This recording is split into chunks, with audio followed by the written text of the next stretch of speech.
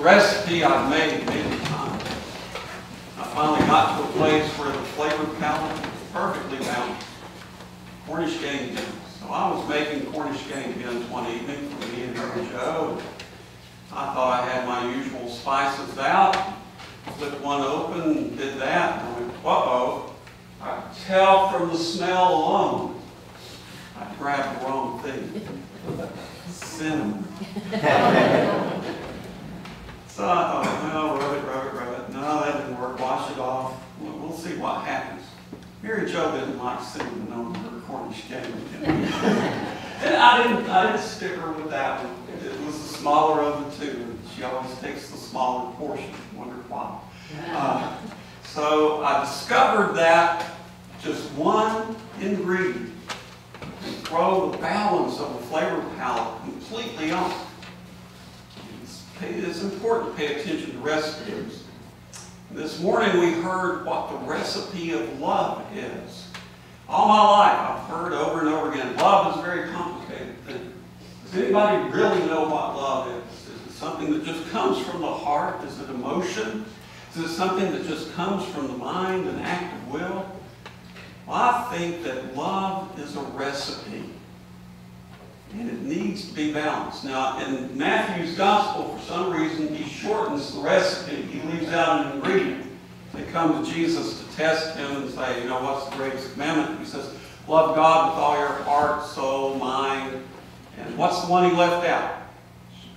Strength. Your body. For some reason, Matthew did that. I don't know why.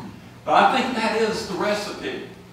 Because if I can balance my heart, my mind, my body, and my soul in love, then I might grasp what real love it is.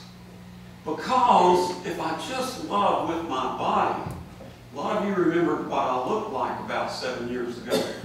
I was a fat, jolly priest. I hope I'm still jolly, but a little bit thinner.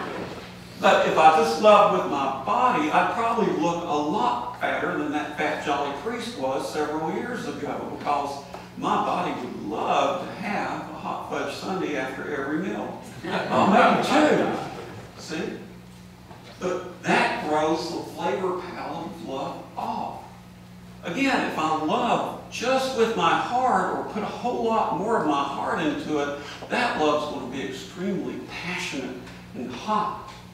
Give itself to obsession. We see a lot in the news today how that kind of love plays out with stalking and worse. And if I love just with my mind, well, a lot of you would probably never know that I love you at all, because that can appear to be cold and distant. But I love you. And then what about the Spirit? If I throw too much Spirit in there, again, that can lead to obsession.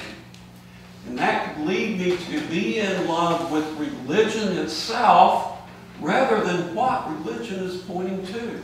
And here I go. I'm off on crusade, or jihad, or as our Jewish brothers and sisters call their version, harem, or doom war. It's very important to get that flavor palette balanced, not only with recipes in cooking, but also with the recipe of love. So what's your recipe like? Jesus said, and I'm going to use the whole thing, love God with all your heart, soul, mind, and strength. And one more, love your neighbor as yourself. Jesus is in the center of the cross for a reason.